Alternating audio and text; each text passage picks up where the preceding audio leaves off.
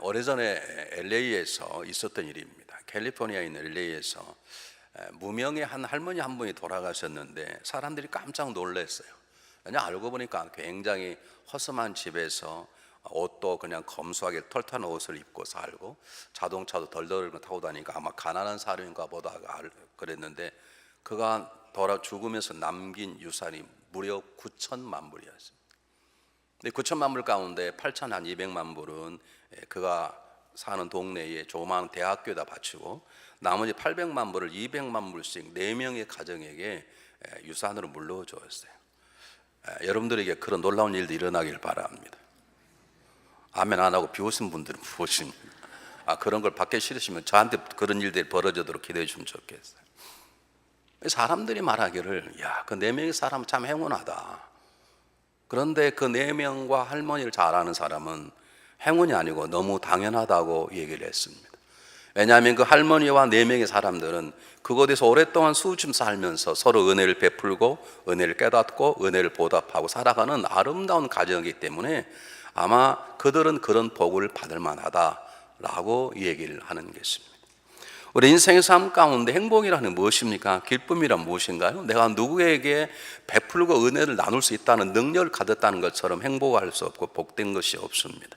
내가 누구에게 은혜를 받는다는 것처럼 기쁨 사건이 없어요. 난 이럴 때는 아멘 안 하면 이해가 안 가요. 그럼 여러분 은혜 받기를 싫어하십니까? 누가 남에게 은혜란 말은 값없이 내가 받을 만한 아무런 조건이 없는데 베푸신 사랑의 선물 은혜라 그러는데 은혜를 베풀 수 있다는 것도 복이지만 은혜를 받을 수 있다는 것도 복이고 더 놀라운 것은 받은 바 은혜를 은혜로 깨닫고 그 은혜에 보답하고자 하는 모습처럼 아름다운 인생의 삶이 없는 것입니다. 우리 삶이 각박해진 이유는 여러분 세상에 돈이 없어서가 아닙니다. 돈은 어마어마하게 지금 많습니다. 그동안 돈이 찍어낸 돈이 얼마인데 여러분요. 근데 문제는 우리가 은혜를 베풀지도 않고 베푸는 은혜를 깨닫지도 못하고 은혜를 받았는데도 불구하고 은혜를 갚지도 않는 인생 때문에 그러는 것입니다. 우리의 삶이 부하든 가난하든 건강하든 병약하든 내 살아가는 삶 속에 우리가 많은 행복이라는 것이 있고 평안이 있고 기쁨이 있으려면 은혜를 베풀 줄도 알고 은혜를 받을 줄도 알고 받은 은혜를 깨달아서 감사로 은혜를 보답할 줄 아는 삶이 될 때 그 인생은 기쁨과 감사가 넘치는 아름다운 동산이 되는 것입니다. 은혜를 악으로 갚는 사람을 악인이라고 그러고 은혜를 알고서도 갚지 못한 사람을 어리석은 사람이라고 그러고 은혜를 깨닫지 못한 사람들 무지한 사람이라고 그랬습니다. 은혜를 갚는 사람을 성숙한 사람이라고 그럽니다. 자, 오늘 본문의 말씀을 이제 나누려고 그럽니다.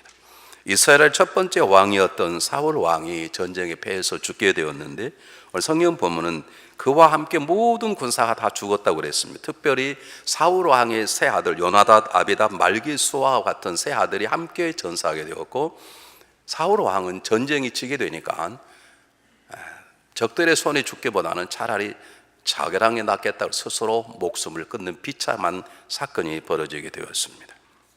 블레 사람들이 자기가 죽이지 않은 사람들 시체를 뒤다 보니까 사울 왕이 죽은 걸 알고 그 시체의 모골을 자르고 그리고 그의 시체를 가져다가 자기의 성벽에다 못을 박아서 걸어 놓았습니다.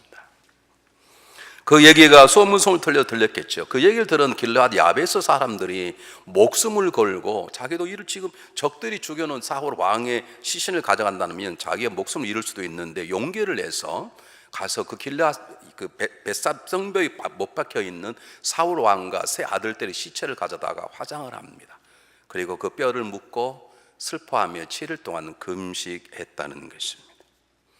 이 얘기를 그냥 보면 그냥 우리가 하나의 역사적 사건으로 넘어갈 수 있습니다만은 우리가 이 얘기 전체를 다 알면 우리는 이 본문을 통해서 오늘 우리가 어떻게 살아가야 되는지에 중요한 말씀이 담겨져 있습니다.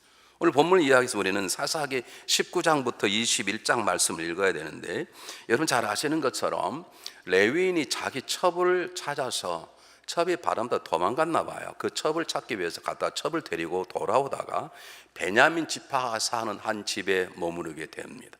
그냥 패스하면 좋은데 하도 머무르려고 그러니까 머물렀어요. 그러는 가운데 베냐민 사람들 가운데 악한 자들이 와서 자기의 첩을 강제로 욕을 보이고 그리고 죽게 만들었습니다. 이 레위인이 너무 화가 나서 저는 이해가 좀 안 갑니다. 아무리 화났다고 그런지 모르지만 자기 첩의 시신을 12동강을 내가지고 12지파에 다 보냅니다. 자기가 이런 일을 당하였다고 쉽게 말하면 고소를 한 거죠. 거기에 붕괴한 이스라엘 지파가 다 모여들어서 회개한 다음에 베냐민 지파의 용서를 받는데 베냐민 지파가 안 하는 거예요. 결국 베냐민 지파와 전쟁이 벌어지는데 그 전쟁에 인해서 베냐민 지파가 진멸을 당하게 되었습니다. 다행히도 이스라엘 지파가 베냐민 지파를 진멸하기는 했지만 가만히 생각해보니까 그래도 아직도 동족 의식이 있거든. 자기들 형제들이거든요. 그래서 야 큰일 났다 어떡하냐, 우리 너무나 많은 사람을 죽였다, 이대로 가다가는 우리 지파 가운데 베냐민 지파가 없어졌어요. 어쩌면 좋겠냐. 은연한 가운데 한 가지 방법을 찾아냈습니다. 우리가 그 베냐민 지파와 싸울 때 싸우지 않은 족속이 누구냐 찾아보니까 길르앗 야베 사람들이 그 전쟁에 참여하지 않은 것이에요. 거기에 대한 별로 그들의 남정들을 죽이고 거기 있는 여자들을 이 베냐민 지파의 시집 가게에서 될 있도록 정책을 세웠습니다. 그 일로 인하여 베냐민 지파가 존재하게 된 것입니다. 어떻게 생각하면 야베스 사람들에 의해서 베냐민 지파가 다시 살아나는 은혜를 받게 된 것이죠. 그리고 세월이 이제 흘렀습니다. 세월이 흘러서 어느 날 암몬 족속들이 자기들의 분노한 분노 원을 갚기 위해서 길앗 야베스를 공격에 들어가는데 이 야베스 사람들이 어려움을 당하자 구원을 요청하게 되었어요. 그 소리를 들은 사울이 군대를 이끌고 와서 이 암몬 사람들을 진멸하고 야베스를 삶의 위기에서 건져냅니다. 베냐민 지파가 다 완전히 없어지게 되었을 때에 야베스 사람들이 가서 그들의 대를 이어주고, 이번에는 야베스 사람들이 어려움을 당할 때 이 베냐민 지파의 리더였던 사울 왕이 가서 그들을 구원해주는, 서로 은혜를 갚는 일들이 벌어지죠. 그리고 또 세월이 지나서 오늘 사건이 벌어진 것입니다. 여러분, 이것이 하루 이틀 벌어진 게 아니라 상당한 기간을 두고 벌어진 것이었어요. 이들의 모습이 은혜를 베풀 줄 알고, 은혜를 은혜로 깨달을 줄 알고, 그리고 목숨을 걸고 은혜를 갖고자 하는 아름다운 모습을 우리는 이들 가운데 보게 되는 것입니다. 사랑하는 여러분, 우리는 어떻게 살아가고 있습니까? 아직도 나에게 주어진 것만 놓고 살아가는 것인지, 아니면 내가 능력이 있든 없든 최선을 다해서 이웃을 돕고 이웃의 은혜를 베풀고 살아가려고 하는 삶을 사는지, 또 우리가 적어도 은혜를 받았다면 그냥 넘어가는 게 아니라 은혜를 하고 갚는 사람 우리 교회에 없을 것입니다. 그러나 은혜를 기억하고 은혜를 항상 마음속에 간직하고 때가 될 때마다 은혜를 보답하는 삶을 살아가고 있는 것인지, 아니면 아직도 여러분은 하나님의 은혜를, 이웃의 은혜를 깨닫지 못하고 있는 것은 아닌지, 우리 한 주간 생각해 보았으면 참으로 좋겠습니다. 자, 그러면 우리는 다음과 같은 것들을 생각할 수 있으셔야 돼요. 우리가 은혜를 깨닫고 은혜에 보답하는, 은혜를 갚으는 삶을 살아가려면 제일 첫 번째 중요한 것은 은혜를 깨닫는 것입니다. 이것은 내가 당연히 받는 게 아니라 상대방이 나를 사랑해서 상대방이 나에 아무런 공로가 없지만 그저 베푸는 이 하나님의 선물이고 그들의 선물이라고 하는 은혜를 깨닫는 삶이 있어야 되는 것입니다. 은혜를 깨닫는다는 말은 정확히 말하면 그가 성숙했다는 뜻입니다. 여러분, 어린아이들은 은혜를 깨닫지 못합니다. 안 해요? 장성한 자도 깨닫지 못합니다. 결혼해서 자녀 낳아보고 자녀를 키워볼 때 그때서야 어머니와 아버지의 은혜를 깨닫게 되는 것입니다. 안 그러시던가요? 어릴 때는 부모님 마음이 참 마음에 안 들죠. 사춘기 때는 엄마 아빠가 참 미인하게 보이죠. 그런데 결혼해서 나도 자녀를 낳아보고 그리고 어려움 당해보고 자녀 때문에 속 썩고 그래 볼 때, 그럴 때에서야 비로소 우리는 엄마 아빠의 생각이 드는 것이죠. 우리가 성숙하다는 것은 받은 바 은혜를 깨닫는 것입니다. 우리가 성령 충만하다는 것은 하나님께서 우리에게 베푸신 은혜, 십자가 달리셨던 예수 그리스도의 은혜가 무엇인가를 깨닫는 것입니다.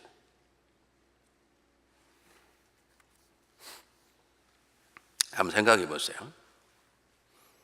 이들이 이것을 깨닫지 못했다면 야베스 베냐민 사람들이 야베스가 야베스 족속 때 우리에게 딸을 주고 싶어 줬냐? 그냥 할 수 없겠지. 그렇게 생각해 버렸다면 야베스 사람들이 어려움 당할 때 베냐민 지파의 리더였던 사울 왕은 칼을 뽑지 않았을 것입니다. 까골라 야벳 사람들이 목숨을 걸고 사울 왕에 찾아갔을 때 사울 왕이 시신을 거두러 갔을 것 같다는 것은 그냥 단순히 생각했을 때, 야, 그가 우리를 돕는 게 그가 왕이었으니까 도운 것이지, 그가 왕이 안 했다고 우리를 도왔겠냐? 그건 뭐 당연한 것이지, 왕으로서 한 나라의 어려움을 구하는 게 당연한 것이지, 그렇게만 생각해 버렸다면, 그것을 하나님이 주신 은혜 그리고 받을 수 없는 은혜를 받았다고 생각하지 않았다라면 그들은 목숨을 걸고 사울 왕의 시신을 거둬가지 않았을 것이고, 그리고 7일 동안 금식했단 말은 무슨 말입니까? 그의 죽음을 애통했다는 뜻인데 애통하지 않았을 것입니다. 여러분, 우리가 은혜를 은혜로 깨닫는 것이 굉장히 중요합니다. 저는 목회할 때마다 하나님의 은혜는 당연한 것이고, 여러분 이곳에 앉아있던 것 자체가 저에게 은혜예요. 자, 이곳에 몇 년째 있습니까? 27년째 있습니다. 제 보기가 역겹지 않으시나요? 여러분, 좀 제 얼굴은 잘생겼지만 그래도 27년째 보면 좀 지겹지 않나요? 대답을 예순으로 하셔야지. 지겨울 만도 해요. 그리고 뭐 설교가 그 설교가 그 설교지, 뭐 제가 날마다 뭐 일주월창하는 막 설교가 갑자기 막 변하는 그런 설교도 아니고, 뭐 들어봤자 딱 몇 마디 들으면 목사님 똑같은 말씀이, 그런데도 여전히 앉아 계시고 여전히 아멘하고, 그런 걸 생각하면 저는 여러분에게 정말로 감사해요. 그 아멘이 왜 이렇게 기분 나쁘게 아멘 하시는 거 몰라. 너무너무 감사해요. 여러분 보세요. 가룟 유다가 자기 잘못을 깨달았어요. 그런데 마지막까지 성찬식을 베풀고 그의 발을 씻겨 주시면서 가룟 유다가 돌아오길 바랬던 예수님의 은혜를 몰랐어요. 그래서 자살한 거예요. 베드로는요, 예수님을 2번씩 부인하고 3번째 저주까지 했다고요. 그런데도 그는 예수님의 은혜를 안 거예요. 그리고 대성통곡하고, 그리고 그 찾아와 그물을 채워준 그물 앞에 엎드려서 그는 사도로서 변화를 받는 것이죠. 은혜를 깨닫는 것하고 은혜를 깨닫지 못, 이렇게 차이가 있는 거예요. 똑똑하기는 가룟 유다가 훨씬 똑똑합니다. 똑똑하기 때문에 예수님 그에게 돈주머니를 맡겼겠지요. 그런데 가룟 유다는 자기가 돌아오길 바라는 예수님의 마지막까지의 사랑의 은혜, 이자가 팔자라고 모든 제자 밝히지 않았던 하나님의 예수님의 은혜, 그 은혜를 모르기 때문에 자기의 잘못을 알아서 그냥 자결하고 자살하고 마는 것입니다. 사랑하는 여러분, 신앙인들은 하나님의 은혜가 무엇인가를 깨달아야 됩니다. 여러분, 십자가를 바라볼 때마다 주님의 은혜가 생각나야 되고, 그것 때문에 항상 감사할 수 있어야 되는 것입니다. 부모의 은혜에 감사하고, 이웃의 은혜에 감사하고, 내 남편과 내 아내가 살아있음에 감사하고, 때때는 문제투성이지만 그래도 때가 되면 키가 자라고 지혜가 자라서 부모의 효도할 줄 아는 자녀를 놓고 감사할 줄 아는, 그 은혜를 깨달을 줄 아는 귀한 성도들이 되시기를 주님으로 축복합니다. 두 번째는 은혜를 깨닫는 것도 중요하지만 그 은혜를 오랫동안 기억하는 것이 굉장히 중요합니다. 두 지파 간의 이 인연은 연속적으로 1년 만에 일어났다 하면 관계없는데, 이게 상당한 기간을 두고 일어났어요. 이게 받은 바 은혜를 잊을 만도 해요. 그런데 이들은 잊지 않고 오랫동안 마음에 간직하고 있었습니다.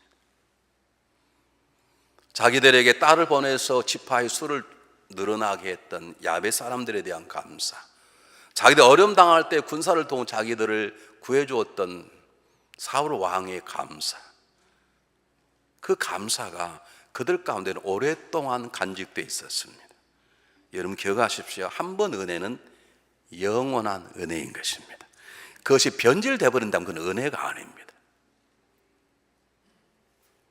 다시 말씀드리겠습니다. 여러분, 사랑은 변할 수 있습니다. 그러나 한 번 받은 은혜가 진짜 은혜라면 그 은혜는 영원한 은혜인 것이지, 그 은혜가 잊혀지거나 그 은혜가 변해된다는 건 사실 그건 은혜라고 말할 수 없는 것입니다. 여러분이 십자가의 은혜는 죽을 때까지 은혜인 것이고 천국 가서도 은혜인 것입니다. 믿습니까? 우리가 부모의 은혜는 갚을 수 없는 영원한 은혜인 것이지, 지나고 나면 그 은혜가 소멸되어 버리는 것입니까? 내 부모가 치명을 나를 괴롭히면 그 받았던 은혜가 소멸되는 것입니까? 그건 어처없는 사람들의 이 얘기인 것입니다. 다시 말씀드리겠습니다. 그냥 은혜를 받기는 받았는데 잊어버렸다면 사울 왕은 야베스 어려움 당할 때 야베 사람들을 구하지 않았을 것입니다. 구원받았던 길앗 야베 사람들이 사울 왕의 은혜를 몇 년 지나니까 다 잊어버렸어. 아니 자기 선배를 알았는데 선배들이 후배를 얘기지 않다 보니까 잊어버렸다면 그들은 목숨을 걸고 이미 죽어버린 사울 왕의 시신을 가져간 무슨 필요가 있습니까? 그러나 그것을 아파할 줄 알고 그를 화장 땅에 묻고 7일간 애통했다는 것은 그들은 자기를 구원해 주었던 사울 왕에 대한 감사, 은혜가 전혀 소멸되지 않고 잊어지지 않았다는 것이에요. 여러분, 이런 마음들이 우리에게 있어야 되는 것입니다. 한국 속담이 뭐라고 말하죠? 은혜는 물에 새기고 원한은 돌에 새긴다. 목회하면서 참 어려운 게 그것입니다.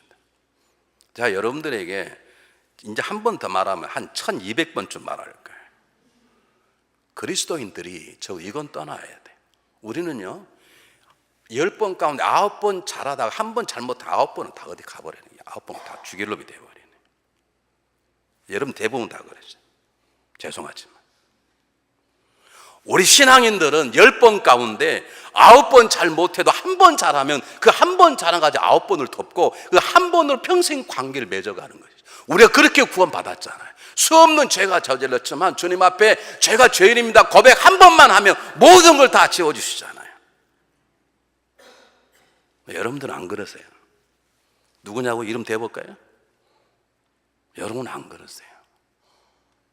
우리가 그런 은혜를 받아 불구하고 아니 한 번의 고백으로 모든 죄를 용서해 주시고 앞으로 지을 모든 죄 다 용서해 줬다는 말은 그 고백 하나만을 하나님 귀하게 여긴다는 것인데 우리는 100번 가운데 99번을 잘해도 한 번만 잘못하면 아무 필요 없어. 99번 안 그렇습니까? 안 그러시냐고. 앤서미 대답해 보시라. 여러분 은혜를 한번 받았으면 그 은혜 가지고 때때로 상대방이 잘못해도 섭섭해 그걸 덮고 그 은혜로 평생 관계를 유지하고 그 은혜로 감사하고 살아가는 것이 나를 위한 것이고 그를 위한 것이 하나를 위한 것이. 우리가 어떻게 받았습니까? 우리는 그분의 은혜를 받아서 감사합니다 저는 죄인입니다 라고 고백하는 고백 한 번 때문에 모든 죄악을 다 용서받고 그리고 앞으로 지은 죄도 용서를 받았어요. 그 하나 가지고 주님은 계속 죄를 지어도 덮고 가는 것인데 우리가 아직도 미성숙한 이유가 뭐냐면 우리는 은혜를 받기는 받았어. 그런데 그것을 오래 간직하지 못하는 거예요. 우리는 세상의 속담처럼 살아서는 안 됩니다. 원한은 물에 새기고 은혜는 돌에 새겨야 되는 것이에요. 한 번 은혜는 평생 은혜인 거예요. 한 번 은혜로 100번의 섭섭함을 덮을 줄 알아야 돼요.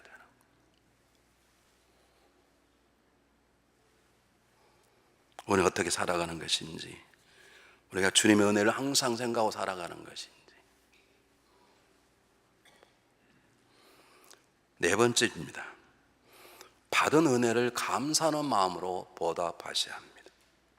여러분 받은 은혜를 마음에만 간직하고 있다는 것은, 그리고 받은 은혜를 마음으로 기억하고 있는데 그것을 감사하는 보답을 않는다는 것은 아름다운 꽃을 손에 들고 있는 것과 똑같습니다. 여러분 아름다운 꽃을 받았으면 땅에 묻어서 이런 꽃을 피워야 되는데 왜 우리 삶 속에 아름다운 향기와 아름다운 열매가 없는가? 하나님 은혜를 주셨으면 그 은혜에 대한 보답을 해야 돼. 하나님 우리에게 꽃을 좀 꽃을 땅에 심으셔서 하나님 주신 거 이것입니다 라고 꽃을 피게 하고 그것을 하나님께 영광을 돌려야 되는 것처럼 내가 이웃에게 은혜를 받았으면 그 은혜에 대한 보답을 해야 되는 거예요. 그럴 때 우리는 주고받는 사랑이 되는 것이고 그것으로 이 땅이 하나님 나라 확장되어 나가는 것인데 여러분 손에만 들고 있으면 마음에 품고 있으면 내가 은혜는 알긴 압니다. 그런데 제가 할 수 없습니다. 그럴 수 있습니다. 엄청 은혜를 받았는데 갚을 길이 없어요. 그러나 하나는 할 수 있지 않습니까? 뭘 할 수 있습니까? 감사는 표현할 수 있지 않습니까? 그러므로 은혜를 보답하는 첫 번째 계단은 감사하는 것입니다. 다른 건 못할 수 있습니다. 그가 내 생명을 살렸습니다. 근데 상대방이 죽어 내가 그를 살릴 수 없을 수 있습니다. 그러나 그 사람에게 적어도 감사하다는 말로 표현할 수 있지 않습니까? 어떤 사람 나에게 돈을 100만 불을 빌려주었습니다. 그 사람의 삶이 어려운데 내가 그에게 100만 불을 도와줄 수 있는 능력이 없습니다. 그러나 그를 위해서 감사하는 마음으로 기도할 수 있지 않겠습니까? 그래서 감사가 은혜의 보답을 여는 첫 번째 문인 것입니다. 여러분, 그래서 우리 주님은 하나님 우리에게 말씀하시기를 때때로 감사하라, 추수감사제라면 감사하라, 그렇지 말하지 않고 범사에 감사하라 그러는 것입니다. 날마다 감사해. 감사가 은혜를 깨닫게 하고 감사가 은혜를 문을 보답하는 문의 첫 번째이기 때문에 그렇습니다. 정확히 말씀드릴게요. 감사가 없는 은혜의 보답은 누가 나에게 은혜를 베풀었는데 내 마음에 감사가 안 돼. 그래도 내가 그에게 어떤 것을 갚는다는 것은 정확히 말하면 더 큰 은혜를 바라는 뇌물에 속임수일 수밖에 없습니다. 감사가 없는데 어떻게 은혜를 보답할 수 있냐고요. 감사하는 마음이 없는데 어떤 사람 나의 밥을 하나 사줘, 산 그릇서 나도 그에게 밥을 사주는데 감사 마음이 전혀 없는 거예요. 그것은 뇌물이 불과하는 것이지. 여러분 기억하시길 바랍니다. 여러분 보답의 첫 번째 문이 뭐냐면 감사하는 것이에요. 우리가 하나님 은혜를 어떻게 다 갚습니까? 갚을 수 없습니다. 그러나 적어도 은혜를 갚고자 하는 마음이 있으면 그분에게 감사를 드려보는 게 중요한 것이고, 내가 우리 부모에게 어떻게 다 부모의 은혜를 갚을 수 있습니까? 갚을 수 없습니다. 그러나 적어도 부모에게 감사하다는 카드 하나 보낼 수 있고 감사하는 표현 하나 있지 않습니까? 내가 감사하는 마음으로 선물 하나 사줬으면 어려울 수 있습니다. 그러나 감사하는 것이 돈이 듭니까? 말하는 게 힘이 드나요? 우리 잊어버리지 옆 사람하고 손을 잡으시고, 네. 혹시 왼수가 있거든. 너 꽉 잡으시고, 네. 네, 손을 잡으시고, 손만 잡으라고 하면 지겹다는 사람이 있는데 그분이 안 지겨울 때까지 잡으라고 그럴 거예요. 저는. 당신이 내 옆에 있으니 감사하고 감사합니다. 인사 한번 해보시길 바랍니다.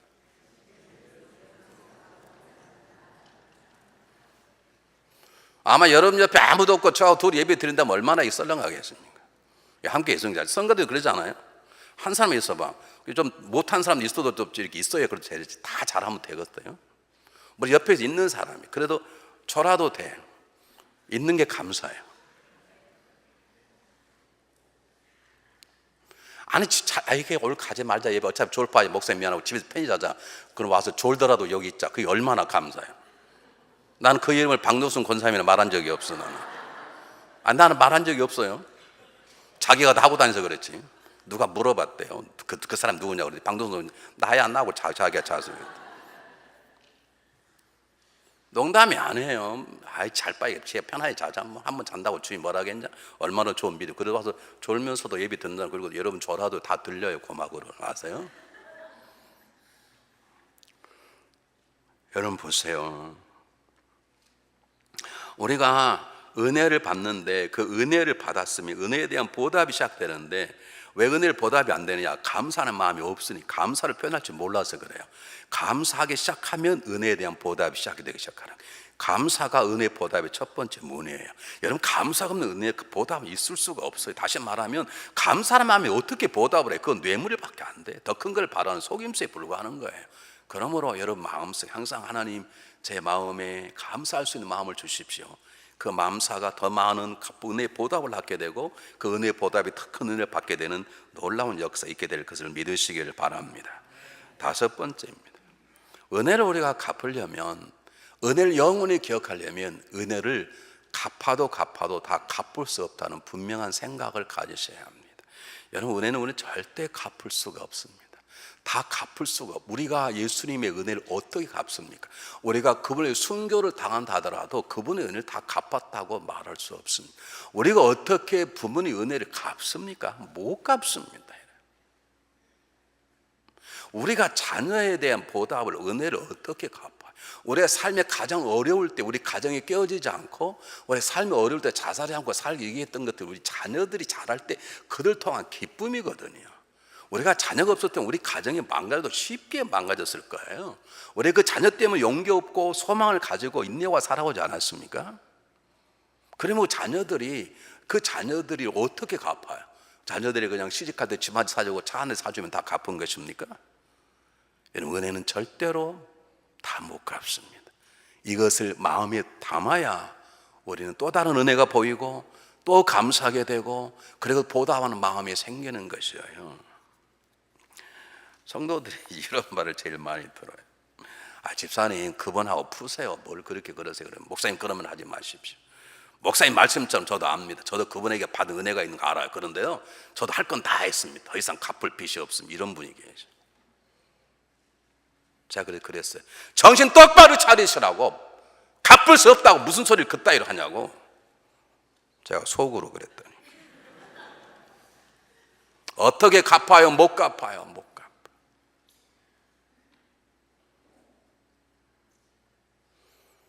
그 남편하고 징글징글해서 못 살겠다고요. 처음에 그놈 만났을 때 심장이 뛰는 은혜를 어떻게 갚아? 내가 그녀를 처음 만났을 때 잠 못 자는데 그 설레는 밤에 은혜를 어떻게 갚냐고. 그걸 다 잊어버리니까 사는 못 사니까 그러는 거예요.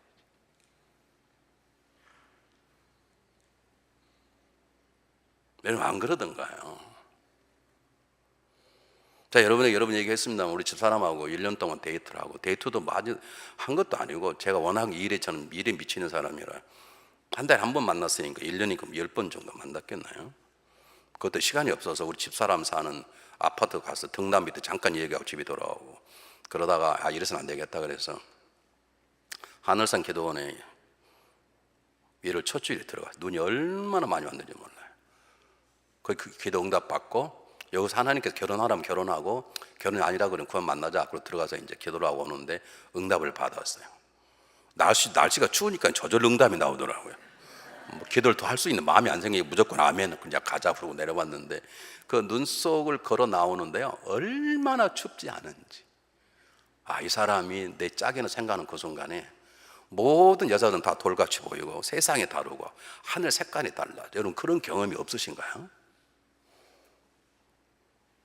나는 그때 그 감정으로 지금도 우리 집사람 가끔 꼴값 떨 때 내가 참고 사는 거예요. 우리 집사람이 천사라고 소문났지만 여러분 때때로 타락한 천사도 있다는 사실을 아시지? 루시퍼도 천사였어. 우리 집사람이 천사예요. 근데 가끔 집에 들어올 땐 천사의 탈을 벗고 들어올 때가 있어. 그래도 저는 그때 그 감격을 어떻게 그 감동을 어떻게 갚을 수 있나요? 여러분 그렇지 않던가요? 어떤 사람에게 사랑을 고백받았을 때 밥만 먹어도 그 사람 생각나고, 우리 집사람이 하얀 옷을 입기를 좋아해서 왜 그런지 모르죠. 길 지나 하얀 옷 보고 고개가 저절로 돌아가. 우리 집사람인가 보고. 안 그러던가요? 저는 예전에 키 큰 사람을 찾아서, 제가 키가 작으니까. 근데 우리 집사람 키 작은 사람 보면서부터 저는 키 작은 사람이 얼마나 예쁜지 몰라. 다 우리 집사람 같아가지고 다녀요. 나 옆에서 보면 키가 큰 사람 보면 무서워. 그게 키 작은 사람을 사랑하다 보면 받은 은혜 때문에 그러는 거예요. 은혜를 어떻게 갚아요? 못 갚아요.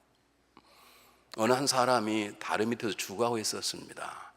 지나가는 사람이 라면인가 국밥 하나를 사다가 먹여서 살아났어요. 그걸 안 먹어서 그 사람 죽었을 거예요. 내 인생의 변은 이 거지가 부자가 됐네. 자기가 은혜를 생각해 나서 그 사람을 찾아다가 보니까 그 사람이 잘 살긴 해서 아직도 집을 갖지 못하고 있었어. 그래서 그 부자가 집을 한 채 사줬어요. 그럼 은혜를 갚는 건가요? 갚는 거지. 그럼 국물하고 그 국밥 하나하고 집가하고 노노노노. 그래도 못 갚는 거예요. 죽을 생명이 살렸는데 죽을 생명을 집 한 채 값으로 살려요? 못 갚아요, 여러분. 여러분 못 갚는다고 생각할 때에 우리의 삶 가운데 더 많은 은혜가 보여지게 되고, 더 감사하게 되고, 미안한 마음으로 살아가게 되는 성숙한 삶을 살게 되는 것입니다. 여러분 어떻게 십자가 달리신 주님의 은혜를 갚을 수 있습니까? 아까 말씀드렸죠. 우리가 순교를 당하고 토처를 당하고 그분 때문에 수많은 어려움을 당하여도 우리는 갚을 수가 없는 것입니다. 그렇기 때문에 순교의 길을 갈 수 있는 것이고, 그래서 충성하는 것입니다. 여섯 번째입니다. 우리는 은혜를 갚는 사람이 되려면 은혜 갚는 것을 우리의 삶의 우선순위에 둬야 돼요. 다시 말하면 은혜가 생각이 나면 은혜를 갚는 것이 먼저지, 은혜를 간직하고 있다가 때가 되면 갚으리라 못 갚을 수 있고, 은혜를 갚으려면 그 사람이 그때 세상을 떠날 수도 있고 내 마음이 변화될 수도 있고 능력이 없을 때도 있는 것이죠. 우리의 삶의 우선순위는 은혜가 생각이 나면 은혜를 갚는 것이, 은혜를 고맙다고 표현하는 것 첫 번째라니까요. 다니엘이 사자굴에 들어가 죽게 되었습니다. 근데 그가 예전에 그냥 기도했는데 기도하며 하나님께 감사하더라. 왜 감사했을까요? 죽게 되었는데 내가 하나님 때문에 죽는 것도 감사라는 것이죠. 우리가 하나님 은혜를 받는 것도 감사고 내가 그분을 위해서 일할 수 있다는 것도 감사하지만 내가 그분 때문에 죽을 수 있다는 것이 감사 가운데 최고의 감사가 아닙니까? 그래서 순교자가 최고의 영광스러운 자리에 앉는 것이죠. 그러니까 지금 죽게 되었는데 죽으면 어떡하지? 그게 아니라 하나님 감사, 그 받은 바 은혜가 먼저 감사로 떠오르는 것입니다. 이런 성숙함이 우리에게 있어야 되는 것입니다. 룻이 이삭을 줍다가 보아스를 만났어요. 보아스를 만나가지고 엎드려서 감사를 표현합니다. 왜냐하면 받은 바 은혜가 생각나니까 감사가 먼저 나오게 되는 것을 여러분 기억하시길 바랍니다.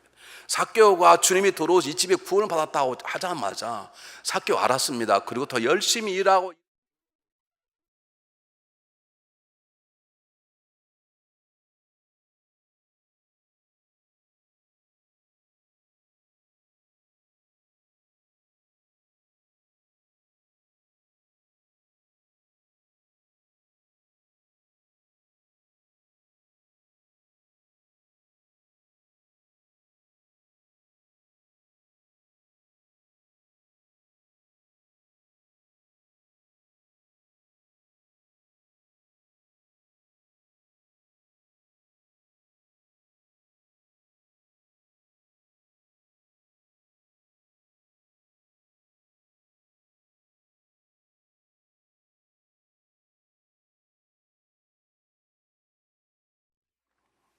사랑하는 여러분, 바디메오가 오랫동안 여리고 성에서 주님을 기다리다가 주님을 만났습니다.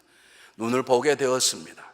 그런데 성경은 말하기를 그가 눈을 본 다음에 집에 돌아가 잘 지낸 다음에 예수의 제자가 되었다고 그러지 않고 즉시 예수를 쫓더라. 은혜를 즉각적으로 갚은 것이, 은혜에 대한 보답이 즉각 일어나는 것이죠. 저와 여러분의 삶이 정말로 성숙한 삶이 되어서 우리 삶 가운데 감사와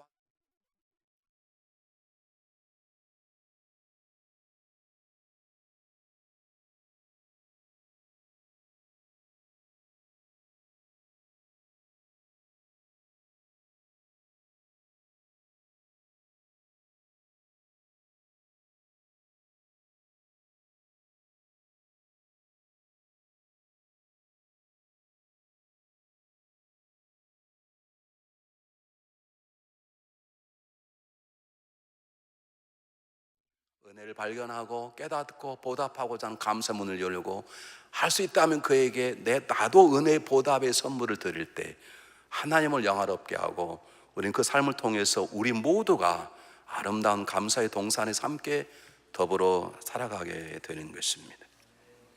여러분, 우리 모두가 공기와 물과 땅을 받고 서면서도 우리는 공기와 물과 땅에 대한 아름다움을 감사하는 마음으로 우리는 표현하지 않습니다.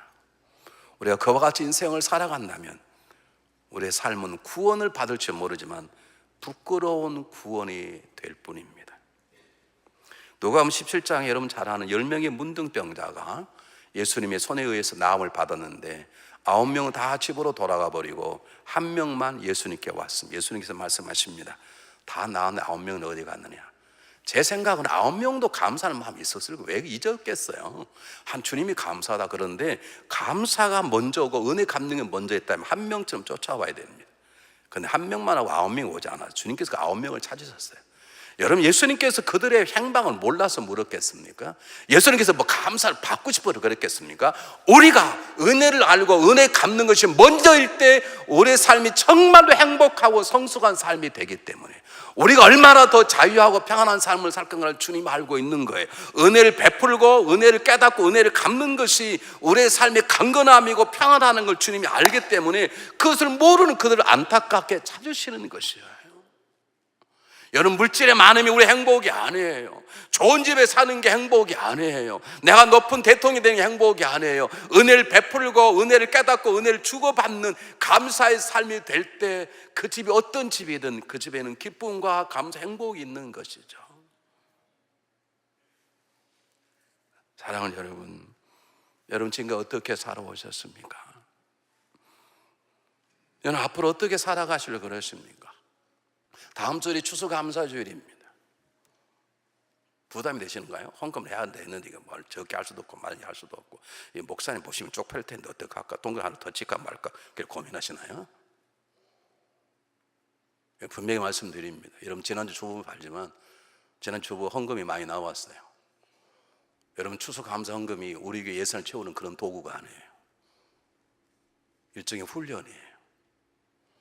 범사에 감사해야 되니까요. 우리 매일 감사해야 돼요. 매일 감사 못하신 분들은 못했던 걸 합쳐서 한번 해보시길 바랍니다. 뭐 아멘이 안 나올 줄 알아요. 이럴 땐 조심해야 된다. 이러면 다 하도 어디 들어가. 이럴 땐 넘어가면 안 된다. 그래서 다시 한번 말씀드릴게요. 범사에 감사하는 말은 매일 감사란 말이에요. 매일 감사 못하면 저처럼 일주일에 한 번씩, 저는 매주 감사합니다. 여러분, 저 욕하던 말들, 저는 매주 감사헌금을 드립니다. 그리고도 추석하면 1년 거 다 모아서 감사헌금을 드립니다. 여러분도 그렇게 하십시오. 그게 감사한 것이지. 끝내 아멘 안 하시는데 한 번 더 하겠습니다. 우리 매일 감사해야 돼요. 범사에 감사하니까 매일 하루에도 10번씩 감사해야 돼. 그럼 모아서 일주일에 한 번은 감사하셔야지. 일주일에 한 번 감사하면 그걸 끝납니까? 추석 감사하면 못하시면 1년 거 다 모아서 하셔야지. 얘가 왜 이렇게 하느냐? 다시 말씀드립니다. 우리 교회 헌금이 부족해서가 아닙니다. 지난주도 66만 불 나왔으면 굉장히 많이 나온 거예요. 우리 교회 부자가 없지 않습니까? 내 문제가 뭐냐? 우리가 정말로 감사할 줄, 하나님 앞에 정말로 은혜 보답할 줄 알 때 감사, 그것이 우리 행복이기 때문에 주님께서 찾으시는 것이에요. 지금 어렵게 살아오신지 모르지만 우리가 하나님의 은혜를 깨닫고 살아가는 사람들, 여러분 이웃에게 감사해 보시길 바랍니다. 성경은 하나님께만 감사를 하지 않았습니다. 여러분, 추수 감사절이 되면 이웃에게도 감사를 표현해 봤으면 참 좋겠습니다. 그리고 적어도 우리는 이웃에게 감사할 줄 알아요. 세상 사람은 이웃에게 감사할 줄 안다고. 그렇다면 우리들은 십자가 달리신 우리 주님께 어떻게 감사하겠습니까? 어떻게 감사를 노력하고 있습니까? 어떻게 매일 감사하고 있습니까? 그분이 우리를 살리시기 위해 독생자 아들을 죽이셨는데, 그리고 그분이 그렇습니다, 저는 죄인입니다 말 한마디에 우리 과거의 모든 죄를 다 덮어버리고 앞으로의 모든 죄 다 덮어버리고 우리를 그분의 아들, 딸로 여기시고 우리 왕같은 재상으로 세워주셨는데 그 은혜를 어떻게 갚겠습니까? 기도하겠습니다.